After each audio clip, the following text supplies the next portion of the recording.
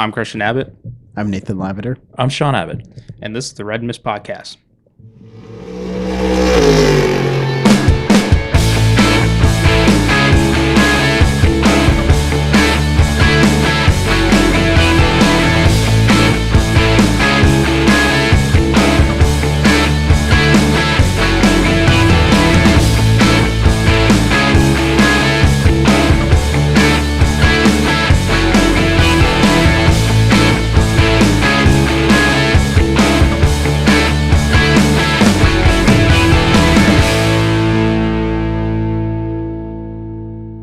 Hello, welcome to the Red Mist Podcast, Season 2, Episode 15.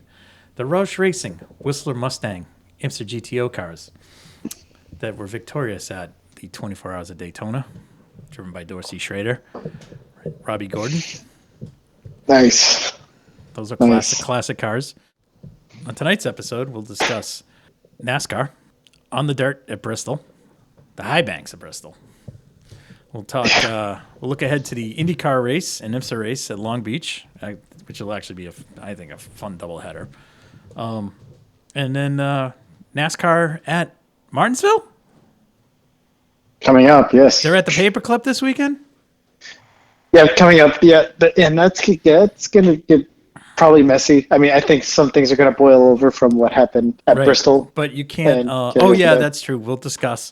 And there will be no Ross Chastain walling it around the track. Yeah, first time since. Yes. But before we start, I want to start off kind of on a sad note. I was reminded of this over the weekend when I was watching a couple of the sprint car races. Unfortunately, Justin Owen, USAC champion in sprint cars, was fatally injured at Lawrenceburg Speedway, his home track, sadly, over the weekend at the AMSOIL Sprint Car Nationals during qualifying. So I kind of want to send out thoughts and prayers to Justin's family and friends, kind of reminiscent of his loss, kind of reminiscent of, what's his name? Oh, jeez, I forgot. Nate, you know who? Brian Clausen. Sorry. Brian Clausen. Oh, okay. Having a moment there. I apologize, but kind of reminiscent. I almost said Jason Leffler. Yeah, Justin was. Jason Leffler. All three legends in dirt car scene. So tough weekend there for sprint cars. So kind of just want to send that out and keep him in everyone's thoughts. So let's transition from that unfortunate news to Bristol. Yes. I did watch the race. I watched it too. Because I had nothing to do. I had nothing to do. I had nothing to do Saturday night. I did not watch it. And I watched this time you wanted to watch Dirt Try, right? Actually, anyways, we'll get to that. So I watched it, and Nate trolled me the entire night because I had placed a small wager on Kyle Larson to win. So he's not going to win. So Nate, unless Nate, yeah, well, we'll get to that. He would have won had somebody not got into him. Anyways, I jokingly said Logano, and he run the truck. Truck race. Yeah. So far so good. I will say about this. Halfway there. This was probably the best. And Nate, you can correct my memory if I'm wrong here. I think last year was a disaster on the dirt there. It was getting there because people couldn't see it. It was the weather. The weather had mucked the track up and all that.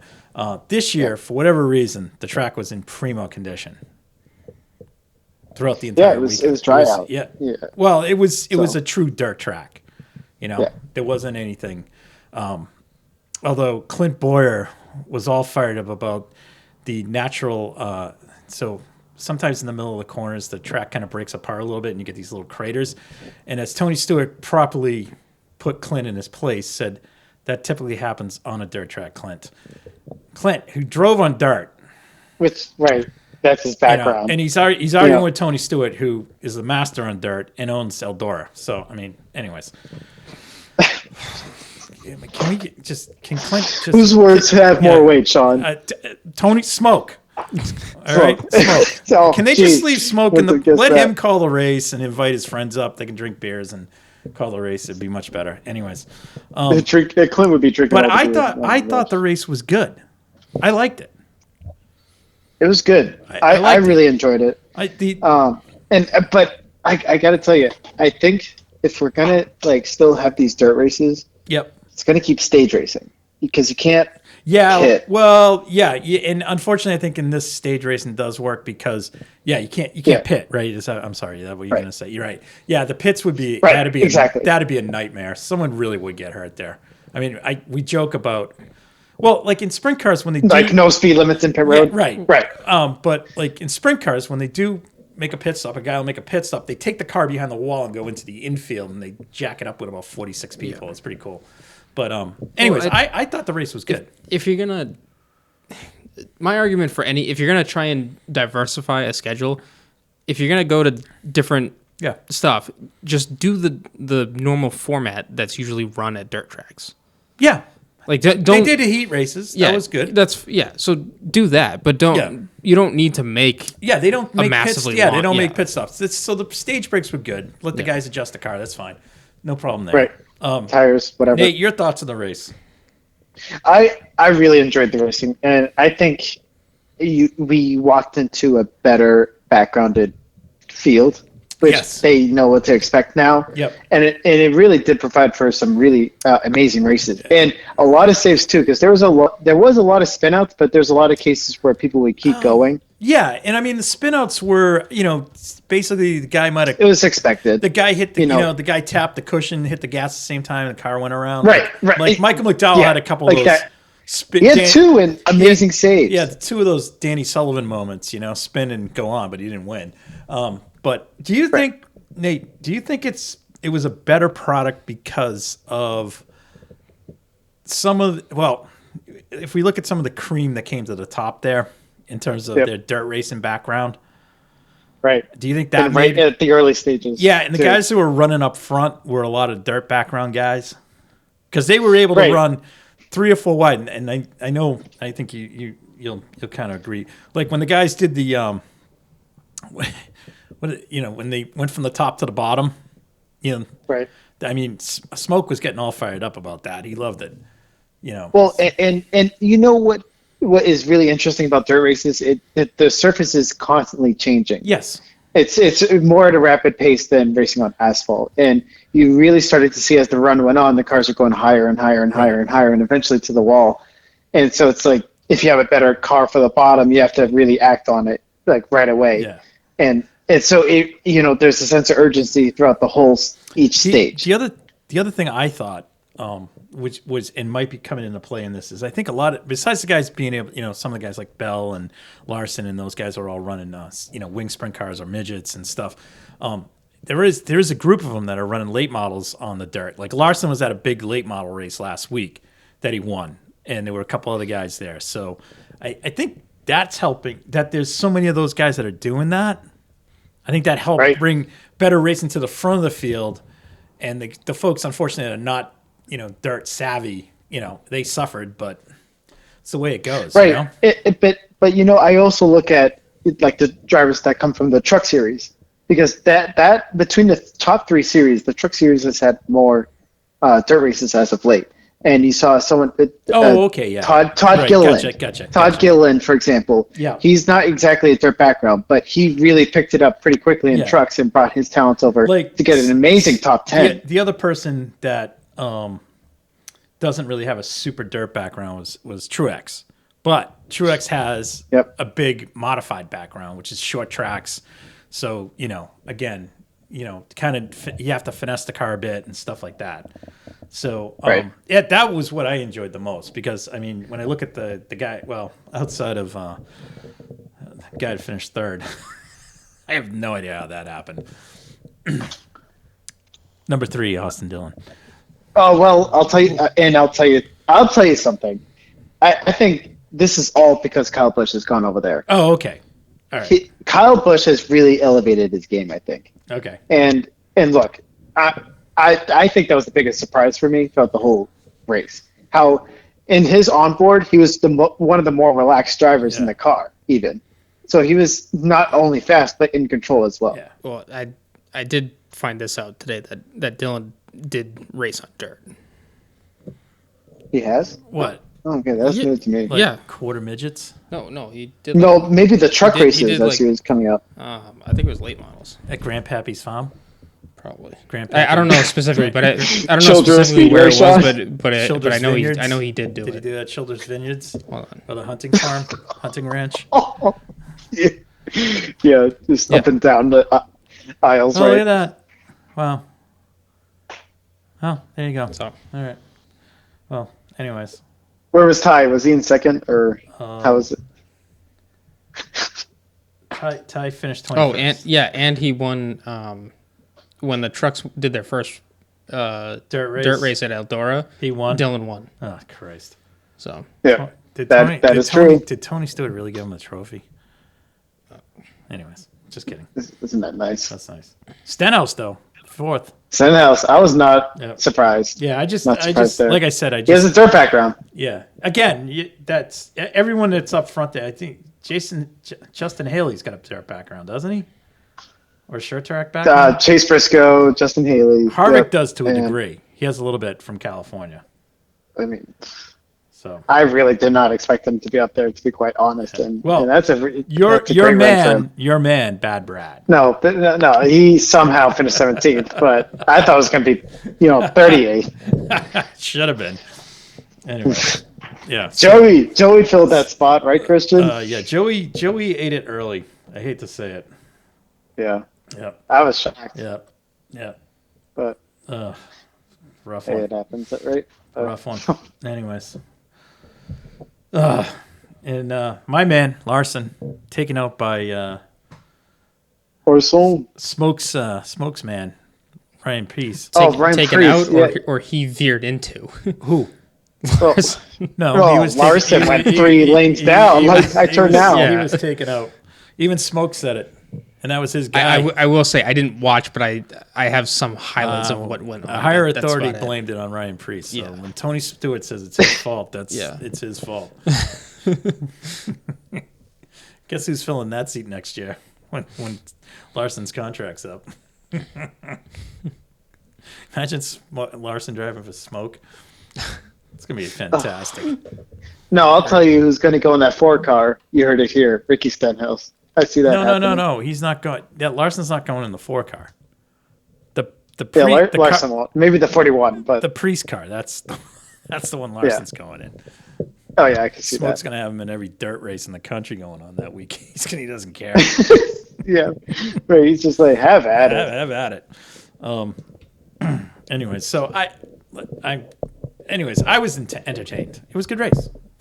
I was thoroughly enjoying it. Yeah. So and I'll tell you what. It was nice actually not having, because they took the stage break. It was good because like the pit lane banter, right, was kept to a minimum, so it was kind of nice, because they couldn't really talk to the guys because they were constantly making changes to the cars, so which was good. Or they were on the other side of the wall because they didn't pit, so they were out on the front straight. So that was a nice add to the broadcast. Yeah. Oh. Yeah. Well, guess who's next week? All right. Bobby Labonte. Okay. So I do want to congratulate NASCAR on an initiative this weekend that came up during the truck race and kind of became a Twitter sensation and courtesy of NASCAR Chasm, who is a great follow on Twitter. But the Choose drone. Right? It looked like something you saw out of Mario Kart. It was fantastic. Absolutely fantastic. And then it got even better on Sunday because we had NASCAR Chasm doing stuff with it. Mm-hmm. And then Bozy Tadovic, who's a part-time mechanic for Legacy Motorsports, which is JJ's team, but he's also a full-time mechanic on the Vasser Sullivan Lexuses, and he's on the IMSA wrap-up shows now with the Win Sunday show, Win the Weekend, Win the Weekend shows with Andy Lally, Marshall Pruitt. Speaking of that, I gotta watch that latest. It was very good. With Andy Lally, Marshall Pruitt, and then they have a Well, JT was on the last show. Is JT on that all the time or no? They have a special guest. Maybe they fill in somebody. Anyways, so JT was on last time. Jordan Taylor. But yeah, Bozy was on. He was good. So he was kind of going over to the thing, and him and NASCAR Chasm were having a back and forth on Twitter. It was awesome. It was great stuff. Things got its own little landing area and stuff. It was awesome. But that thing I like that. I thought it was fun because it had a camera on it. So it was kind of cool. But I don't know. That was the one good thing. It's always good until it crashes. It doesn't fly. Imagine that thing. Yeah, I know. And gets eaten up. Oh. Thing gets destroyed. It falls right on the car, just destroys it. That'd be hilarious. But anyways, so that was it there. Why don't we just take a quick look at the standings? Shuffled again. 7 drivers. Shuffled yet again because of Team Hendrick and their I know. And they're cheating. So no. They're just exploring. Modified. Yes. They're exploring. They're exploring. What do you call that? Optimizing the car. So now we have 7 drivers locked in. Yes. So that is Stenhouse. That's 9. Stenhouse, Byron, Logano, Kyle Busch, Tyler Reddick, Larson, and Christopher Bell. Yeah. Yep. So, Sean, those spots are getting limited. Yes. Limited. Yeah, we're getting down, Nate. 7. How many total races in the chase? 10. What? In the playoffs. No. In the regular season, 26. Okay, so we are over a third of the way through, and we have 7 winners. This is fitting right into my script. It's picking into my script, not yours. No, your script. There's 7 different winners in 8 races. Right, and I'm saying that there's going to be 20. There's going to be more than 16. Imagine if they had 20. 25. It's going to be awesome. No, it's going to be by points after that. So now, and that's how Brad is going to win. Our 2 interlopers into the top 10. Well, there's 4 interlopers in the top 10. I still have no idea how Brad Keselowski can even. He's getting those finishes. That's why. I have no idea. That P2 at Atlanta, that was a strong finish. Him and Ryan Blaney, both of whom were non-existent this past weekend. We have the other 2 are Chastain, who's due for a win, and this guy's definitely due for a win. Is Harvick? All right, this could happen. And I'll tell you what, Harvick. I think of I was just gonna say that Martinsville. Hey, he's been there plenty of times. One of those two could win. There. Yeah, and Ross Chastain, can you imagine if he wins by not riding the wall? What happened to Truex? Where did Truex go? Oh, Truex 7th. Sorry, I knew he was in there. Okay, so so Nate, it's coming together quite nicely. Where we might just lock everyone out due to wins.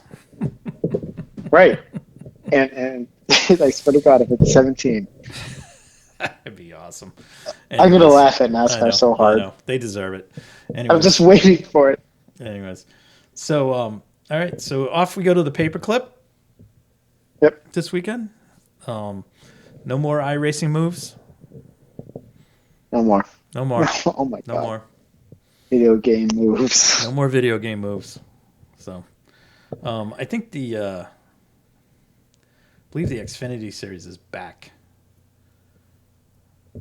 Yeah, they are. I think, they go to Martinsville now. It used to be just the trucks, which was always kind of fun to watch. And I think, are the trucks there? Yes, they are. Oh, yeah. They always, the trucks are there. Oh, yeah. For sure. The trucks are there from one of my classic fast food restaurants, the Long John Silver's 200. Some fine fried fish there. Ooh. Oh. What's the Cup Series is the NOCO 400. I have no idea what that is. No clue. And then we have 400. The Xfinity Series is call811.com before you dig 250. So that's here in Mass, that's like Mass dig before you dig, find your power lines. So that's exciting. Anyways, let's move on to bigger and brighter news. Long Beach. Yes. Doubleheader this weekend. As it has been for a while. That's right. We have IMSA. Which will be a great race. It's just GTP and GTD. I don't believe there's any LMP2 cars there. No. Okay. So just GTP. This is going to be and I believe it's 28 cars. Yeah, it's full field. Full field. It's going to be good. Yeah, not just the pros. Not just in GTD. Yeah. But in GTP, it's everyone. It's everybody. So this will be interesting. I'm thinking Corvette. I'm sorry, Cadillac. Yeah, I was on the same idea there, but I don't know. Who knows at this point who's going to be at the front? Not just the Cadillac, but the Chicken Essie. I did notice that there was a BOP adjustment. Yeah, I saw that. Yeah. So everyone basically got a weight reduction. Okay.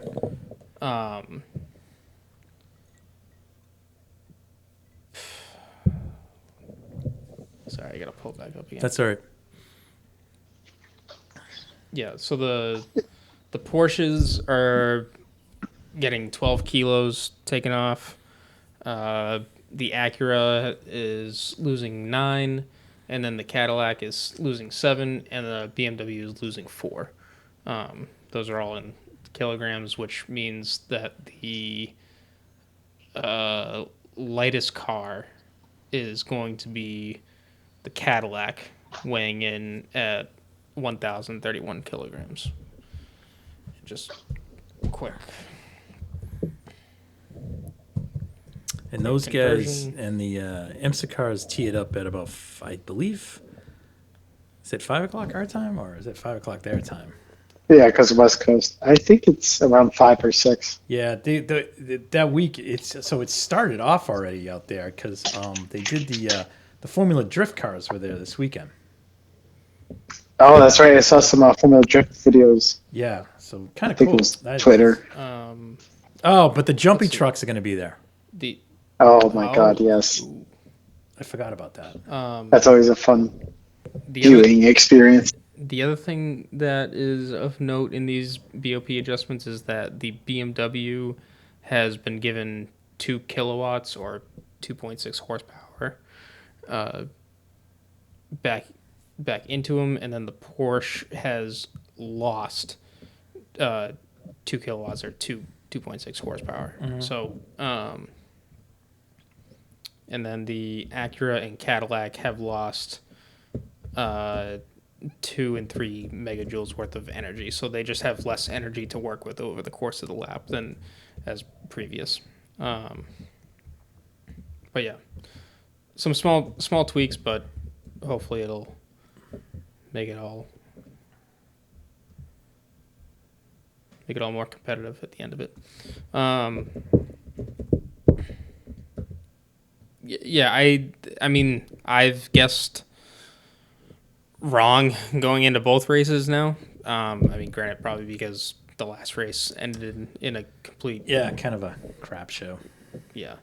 But I think, I don't know, if Porsche can keep it out of a wall, maybe they'll get up front. I'm still kind of rooting for them just because I like it.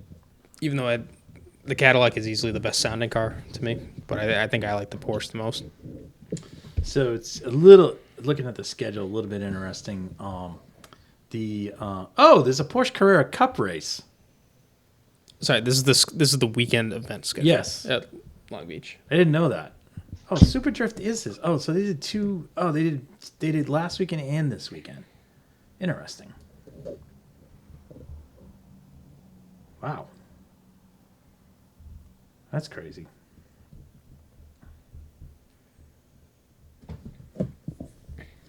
So the race is at 5 o'clock our time. Yep, on USA actually. It's an hour and 40-minute race. Oh, and then the Porsche. Oh my God, So Porsche Cup guys are racing on Saturday at 5:15 for 40 minutes. Oh my Lord. And then they race again they close out the weekend at Long Beach on Sunday at 4:20. And then the Super Trucks are at 4:30. They're after the IMSA race, and then they're after the IndyCar race. Says Right. there's gonna be. Oh, and the historic cars are racing. And so when are the wasn't that- trucks Wasn't that this weekend? racing? No, it's this weekend. Oh, it is? Okay. So IndyCar practices at 6:00 our time on Friday. Then we have IMSA qualify. Oh, Friday night at 8:00 our time. 8:00 East Coast. East Coast. Yeah. Nice. Prime time qualifying. I like that. All right. That's cool. There's a car count of 35 cars in that Porsche Cup series. Hopefully it won't be a wreck fest. Yeah, we'll see. No, seriously. Yeah. Because last year I heard I know. it was a bit of a mess. But interesting. That's good. Good schedule. That's, man, Mm-hmm. if you're there, that's a Jam-packed. Jam-packed night. All right. All right. And then the Super Trucks, they are racing both days on the 15th Yeah. and 16th. Yep. So that'll be cool. fun. Good time with that. That you can find, I believe, on YouTube. I believe. If not, Don't quote us. maybe Motor Trend. Don't but quote us yet, right? it'll be out there. Mm-hmm. It'll be out there. Perhaps it's on You YouTube. can find it somewhere. The IMSA race will be a test of VPN access. Done with Peacock. Done with Peacock, yeah. So hopefully Hindy's voice will be in good shape. I think everyone after Daytona is done with Peacock. It's whether it's Peacock or Peacock Prime or whatever it is, everyone sounds like they're done. Still don't get the. Why don't you pay this and everyone pays the app and it's all fine. It seems like somebody definitely messed up because the Sebring 12 hours was not like that. People said it was still bad. It was still, yeah, but it wasn't as bad as that. Yeah, but they said it was still bad. There was still too much NASCAR talk. Oh yeah, You know. yeah, but that's Steve that's what you Letarte get. on That's the what you box. get with that broadcasting. I get that's it. the thing. Like, but this weekend, Yeah. there shouldn't be any NASCAR talk. Okay, if you're gonna allude to the IndyCar race, fine. No, you know Fits what the we'll get- narrative. you know what will get talked a lot about this weekend is the when F1 race there. That's what will get talked about a lot. And the track has nothing to do with No. Like it doesn't look anything like when they raced there. Not what it was. Nothing. I don't know. So- Anyways, I mean the only thing gonna be there that's anything relevant to F1 is Mario will probably be there, and one of Mario's like either the Lotus 78 or the Lotus 79 will be racing the historic race that'll be there. Yeah. I mean, that's the only. I mean, if you want to bring someone in, bring Mario in. That's fine. Bring Michael in. They're all both legends there. So All right. Here's Kyle Larson. He's going to be doing the Indy 500 next year. You're going to get that. You're going to get that. Kyle's going to be in Actually, yeah, Martinsville. he'll be in Martinsville. It's gonna be a little tough. Yeah, for I know. him. I'm just Yeah. pulling Yeah. your leg. Oh, all right. Because hey, it's gonna happen. I think it's gonna. The only possible NASCAR element at that might be Parker Kligerman, but I think he's racing at Martinsville too, so I don't think he's going to be there. Yeah. Yeah, no, he won't. He won't. No. So, Okay. Anyways, well, all good there. Do we want to Formula One? Well, are we good with IndyCar or? Yeah, Nate. yeah. Do you guys want to do picks for it? Yeah, that's where I was going with that. Yeah. All right. I'm gonna go Herder. I'm just gonna. I saw that coming. I'm just gonna do Herder. Yeah. That's my opinion. Yeah. I'm gonna go Herder, Dixon, Ilott. Oh. I think Newgarden. Oop, like it. Good pick. And I guess I have to go. It's not really a dark horse pick, but I've really been like not picking him and not paying attention to him. But Pato definitely needs to be. Oh, okay. Yeah. But he could also. The one thing too is where he is in the standings now is does he drive cautious? This is a trap race. Yeah. Nate, you got your picks? So, yeah, so we're picking winner and sleeper. Sort Sort of. Well, Dixon's not really a sleeper, so I'll say Ilot's my sleeper. No. Okay, all right. So what I'm thinking is like, what is Long Beach? It's the second most prestigious race, right? And it's a street circuit. So, it's like I want to pick Alexander Rossi. I want to pick Romain Grosjean. I want to pick Scott McLaughlin. Pick one. Because there's like, pick one. We'll give it to Romain Grosjean. We'll see. Ooh. He's had 2 bad races, so maybe things turn around. Your dark horse? Alexander Rossi. Okay. Because he could really shine there, I think. I think that's somebody we didn't touch on. I think that's a good pick by Nate. He's quietly in the standings. It's his home race. One of his home races. Yeah.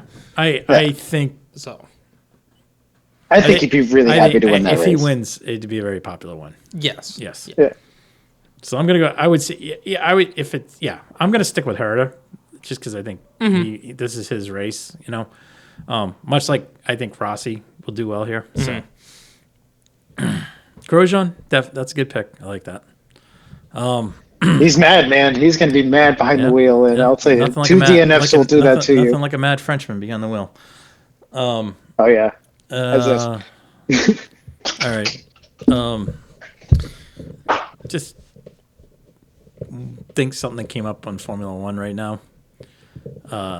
Domenicali came out with saying he wants to go to 25 races. So I'm at the point now. Enough's enough. Like they're gonna be racing till like why don't you just race? What are you racing every freaking other weekend? I was thinking about this today. With this, quote unquote spring break they're on. Yeah, they're only on a spring break. Number one because China. This weekend was supposed to be China. China, yeah, and that got canceled. Yeah, but it also begs the question of like, okay, this race is not happening, so why do we start?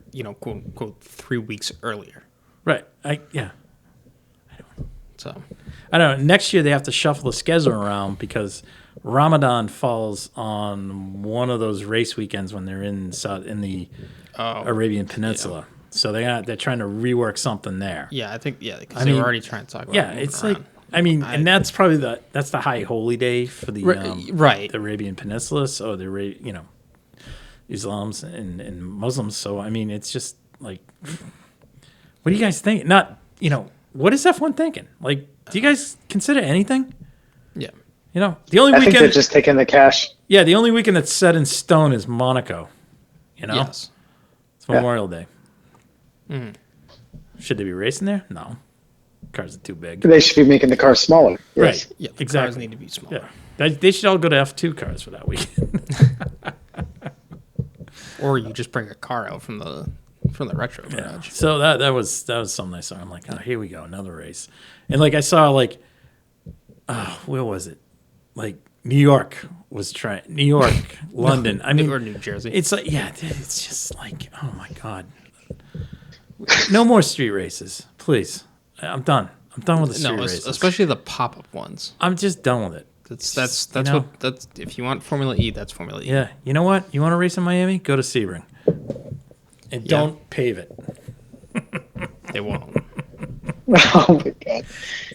Lewis is going to really complain about the porpoising. Lewis, the porpoise in there won't be good for Lewis. Yeah, that one. Oh God, just here we go again. Enough of that. We also didn't touch on this from the last race because we kind of got so involved in the race and how crappy the finish was. The FIA and has now banned pit wall celebrations, or is enforcing pit wall celebrations. As Christian Riley pointed, we did mention this. We did mention it, but we didn't really discuss it. I'm like, this like enough. Let's are we what is this? Are we taking the fun out of the sport? Well, and not even that. They're wasting their time making these kind of rules. Yeah, I mean, there's better ways to improve. It's almost like it's getting back on. And again, it's like we're going to the jewelry thing. Yeah. I'm like, all right, fine. You're not supposed to do it. You're not supposed to do it. But you know what? If you want to run with it and you suffer the consequences of it, oh well, on you. So have Lewis sign a waiver. That's all. Yeah, I'm sure he'll sign it. But it's just like, God. Can you possibly take the fun out of the sport? I mean, they're heading toward that direction, and it's like, what else is next? They're trying. It's bad enough I got Toto and George Russell trying to do the same thing, Spygate. Did Toto come out on Forbes top 10 billionaire list? Yes, he made the list. Yeah, it's exciting. Ooh. Good for him. Yeah. I'm sure you ripped that page out of the magazine and framed it, Sean, right? No. No. Like on page 30, whatever. It was Toto. He's at the bottom. It doesn't matter. Bottom of top 10. No, it wasn't top 10. It wasn't top 10. No.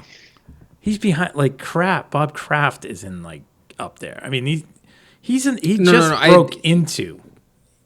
Correct. Yes, he broke into it. Yeah. Yeah. Top I think third. Buffett still has. This was the top sports. Yes. Billionaire. Yeah, however you want to categorize it. So he fits I think in LeBron's ahead of him, actually. Who cares? I know. Who cares about Toto? I mean, I don't. It's him and George and are they going on about the car still? About the Red Bull? Well, there has been talk of, or this controversy of is. The super duper DRS? No, if Lewis is not being listened to, is Mercedes trying to move in towards a direction of George and look past Lewis? And then I guess somebody came out and said our only direction is Lewis. I don't know. Anyways, I was just talking about George is spouting off about the Red Bull again, and Toto's doing the same thing. And then Vasseur is like, well, it shows that the penalty wasn't strong enough. When the penalty came in last year, the 2023 car was done. Yeah, pretty much. I mean, next year is the year it's going to impact them. 2024. Because the penalty will come in, the penalty will be impacted the further development of the car. Plus, again, you get further reduction of wind tunnel time if you win the championship. It's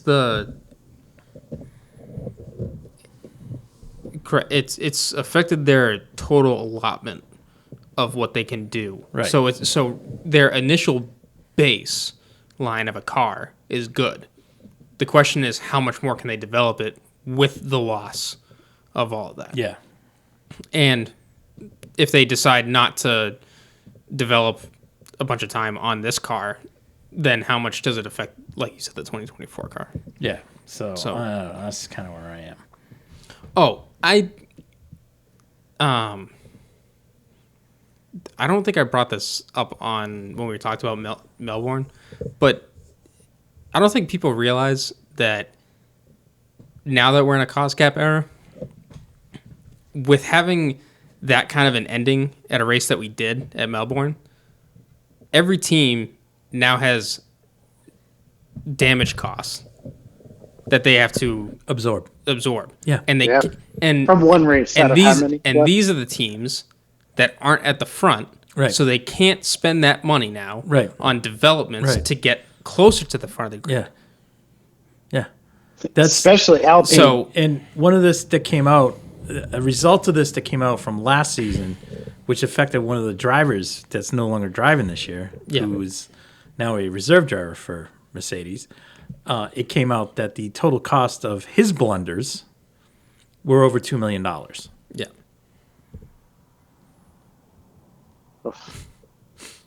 So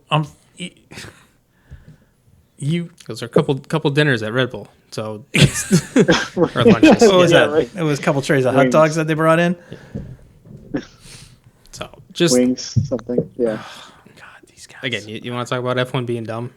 Yeah, it's really starting to get. I mean, the more and more these people, the more and more I start. I look. I don't care. People out there in our listenerverse, I don't care. The more and more this happens, the more and more I become a Red Bull fan. I'm like, I just because. It's not even it's not even being about a Red Bull fan. It's like it's more of just like you're a traditional fan. Yeah, you're traditional. Yeah, I'm sick of the. I don't need a show. I just I like the racing for what it is, and that's. I know. The pinnacle of what F1 is that these cars are supposed to be the most technologically advanced cars, if someone makes a better mousetrap, then figure it out. These are not spec cars. I mean, Aston Martin has somewhat figured it out a little bit. Okay, I mean, so. Ferrari and Mercedes have obviously Mercedes coming back, but Ferrari's taking a step back. I don't know what's going on over well, that's just it. They got a podium. They have momentum on their side a little bit with the result, and it's a bit of a you're reaching at both ends. One car did retire because of an engine issue or mechanical issue, and then the other one got a podium. So, would you call it progress? I think so. Mercedes. So, Mercedes. Oh yeah. Well, and Ferrari got hosed because they got the penalty. Correct. They had the retirement in race one, and then in race 3 they had the penalty. And they had the and Charles put it in the ditch. Yes. Yeah. So Ferrari should have had 2 podiums. Right. So they had a driver error in Melbourne, and then a penalty, which was wrong. Yeah. But if you go back at Bahrain, Leclerc was on for a solid podium, and the car blew up. Yeah. So, anyways, what are you gonna do? All right. So that's kind of a little Formula One banter. Mm-hmm. I don't know. I'm getting really kind of tired of opening the F1 pages and some new tweaks, some new gimmick. We have a new gimmick for. The sprint race is coming, and I'm like, oh, God. Please. Oh, my gosh. Anyways, we're going to have 2 levels of qualifying. You're going to have qualifying for the sprint race, and then you're going to have qualifying for the main race. Okay. I do agree with that. Only because... How about this? Only because... Let's eliminate the sprint race, and let's eliminate anything to do with that. Let's just have practice, qualifying practice, or whatever. All right, enough. Right. I'm on that page. But if you're going to keep this format... Let's not. The FP2 session was a waste, anyways, because all the cars were already in park permit, so you can't even make any adjustments to the car. For a regular race weekend.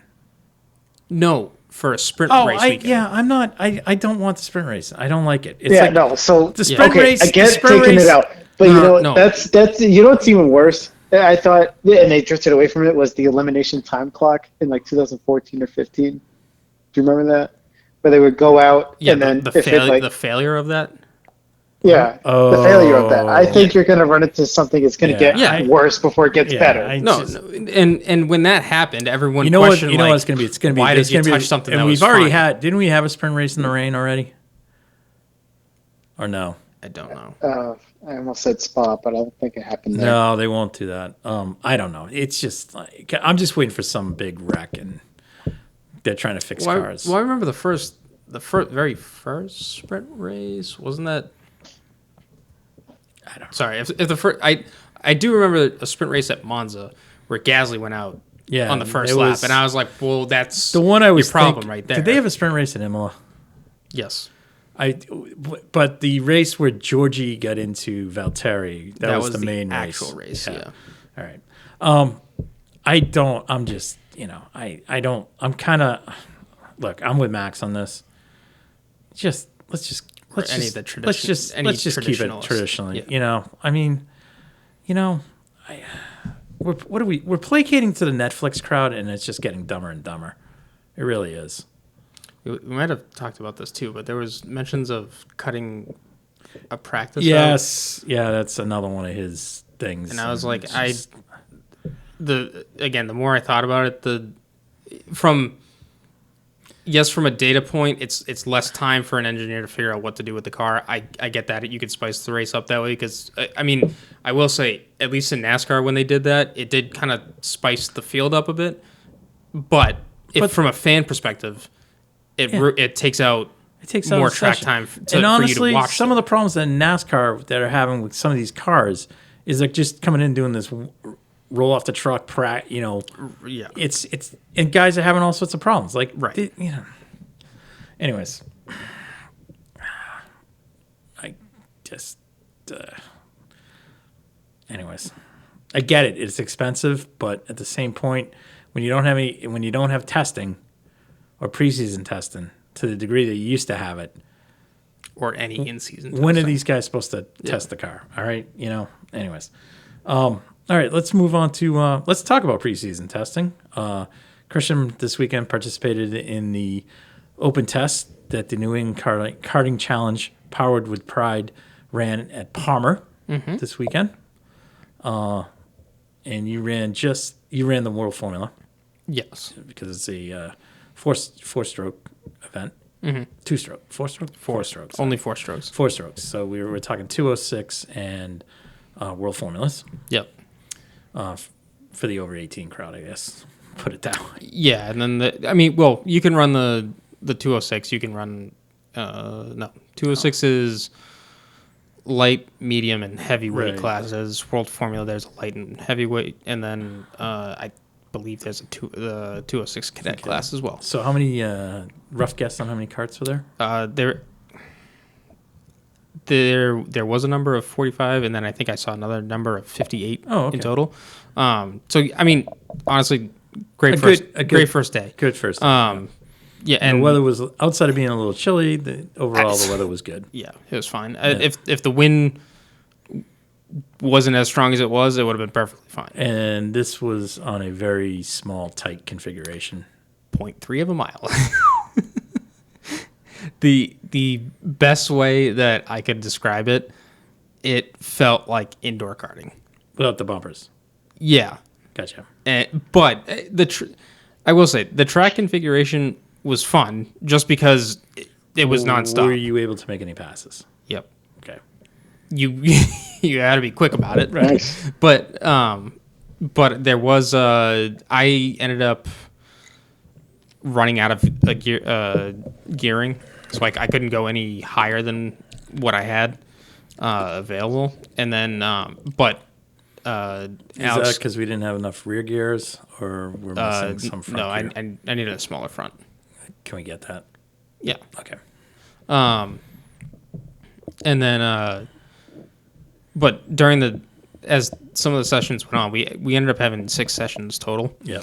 But between Alex Gomes and Will Juba, they had a great on-track battle. Mm-hmm. And for the last 2 sessions, I think it was, and that was some good stuff to watch. Okay. So, but we were the first group to run on this track that they've paved. They did have rental carts there. I don't know how much time that they've driven those on there. Okay. But we were basically like the first group on the track. Are you guys back there for a race? No. This was just practice. Okay. I will say if there was to be a race day there, there would need to be some significant safety updates to the track. Just because we could have used some more barriers in certain places of the track, and some added tires. Gotcha. It was perfectly fine for a test day, but a race day situation, you could see a lot more going wrong. Gotcha. Having said that, the day went completely fine.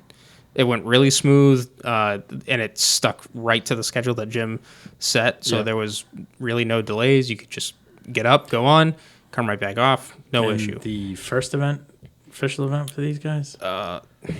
It is end of June. End of June, okay. At Club Motorsport. Okay. It is June 24th. Okay. And then NHKA is first kickoff race like May 13th. May 13th. So we got a month until that. Is that Mother's Day weekend? Yes. It's one race, right? It's just a Saturday. Okay.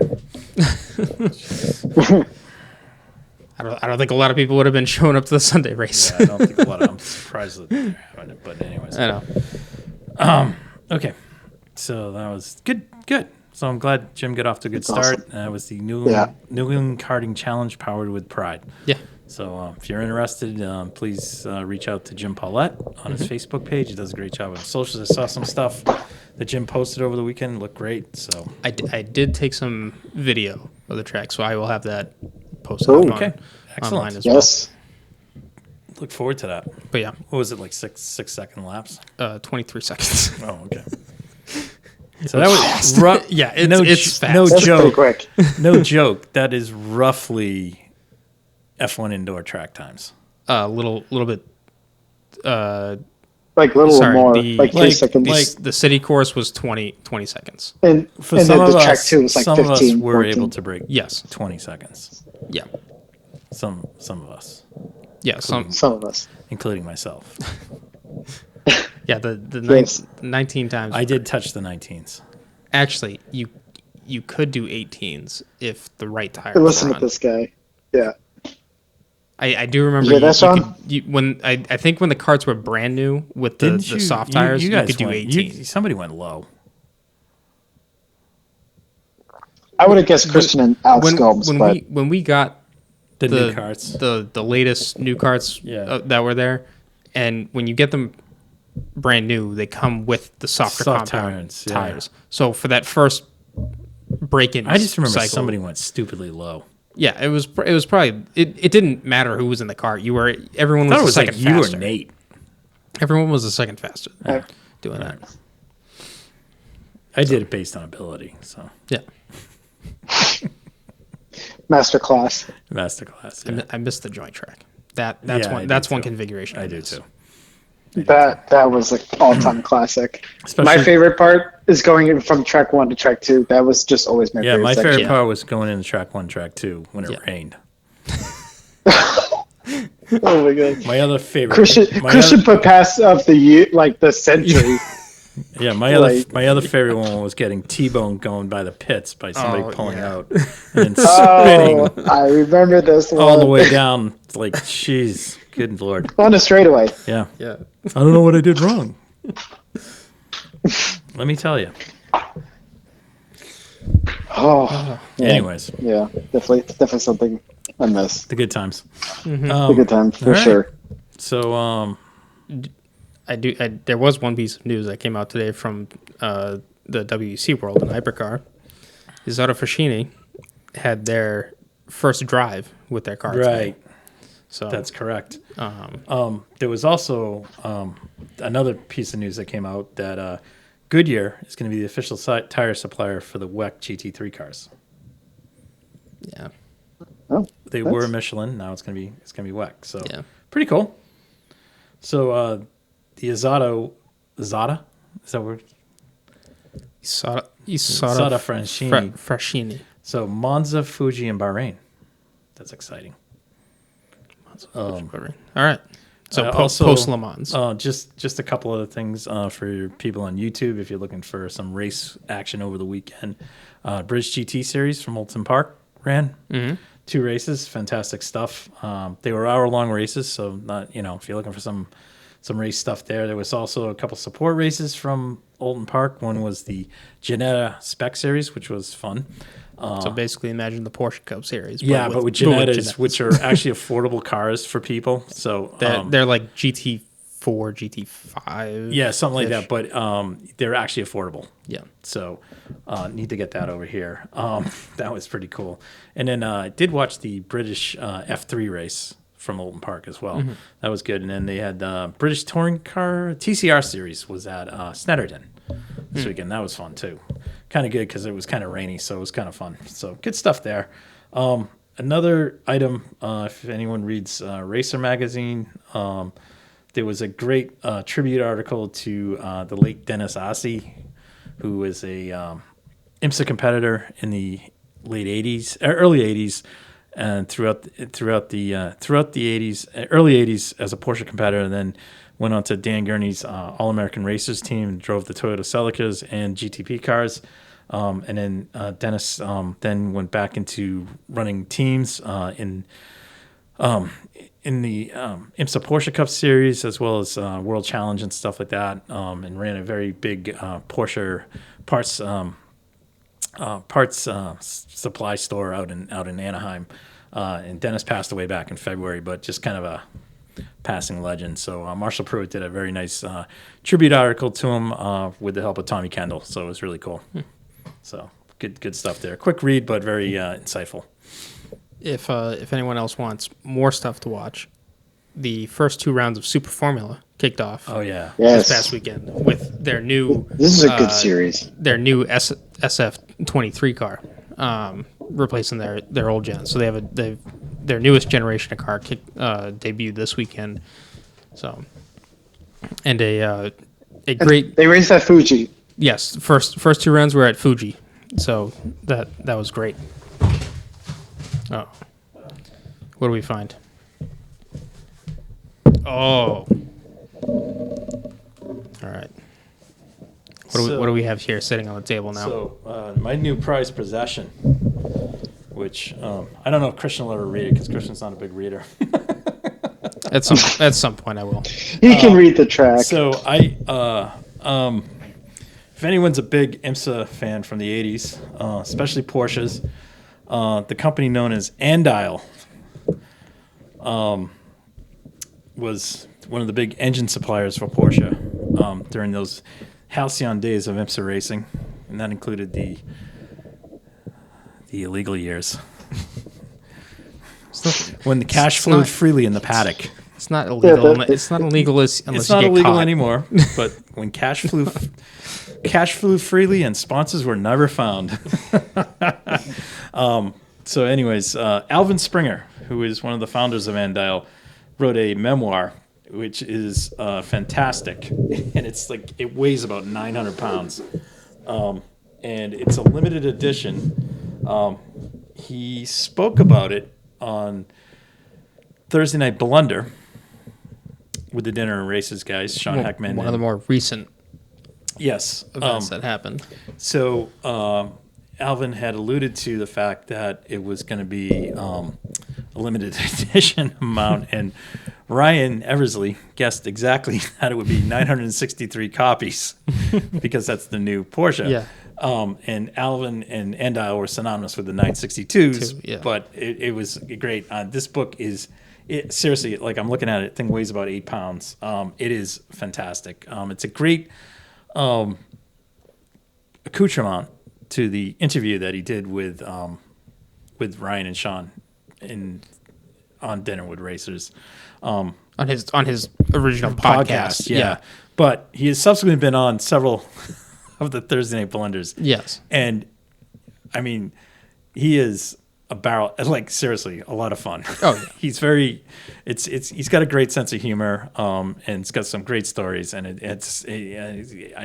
he's an old school guy who's just outspoken about stuff, and just, he doesn't give a rat's ass, but it's great stuff, and the book it's awesome. I mean, for me, it's a great look back to the IMSA days and Trans Am days of Porsche. So just something I picked up. But I picked up copy 156 of 963 I holding here. So this will be after I'm passed on. Christian will be stuck with this thing. Mm-hmm.